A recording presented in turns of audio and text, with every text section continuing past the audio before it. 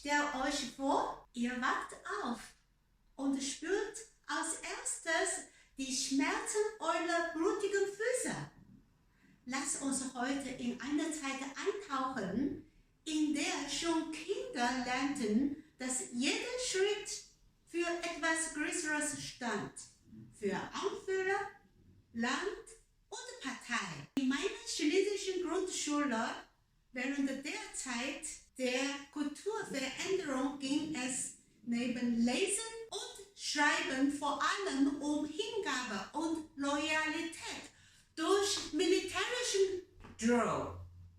Jeden Morgen stellten wir uns in perfekter Formation auf. Unser militärischer Drill-Instructor prägte uns ein, wir marschieren für unseren Anführer, für unsere kommunistische Partei und für unser Land. Das war unsere tägliche Lektion der Hingabe und Treue. Der tägliche Marsch mit schwerem Rucksack verursachte schmerzhafte Blasen. So heftig, dass ich in meinen blutigen Socken schlafen musste. Meine Mama bat unter Tränen um Erleichterung.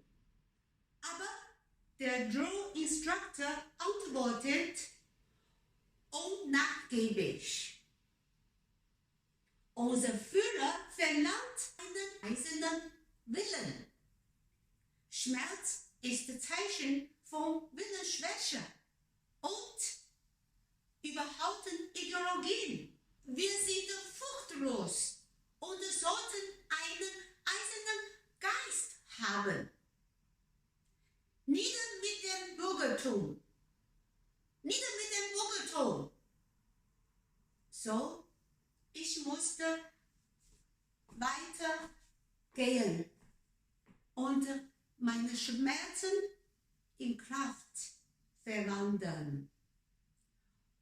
Unsere Blasen und Muskelqualen wurden zu Zeichen unserer Treue, Hingabe und Ausdauer. All dies stärkte meinen Willen, Beharrlichkeit und Disziplin. Meine lieben Freunde, habt ihr ähnliche Erfahrungen? Wie denkt ihr darüber? In meiner nächsten Folge werde ich mehr über die schwierigen Tage unserer Kindheit in der Schule erzählen. Bleibt bei mir, kommentiert, liked und teilt. Bitte vergiss nicht, kostenlos zu abonnieren. Herzlichen Dank fürs Zuschauen.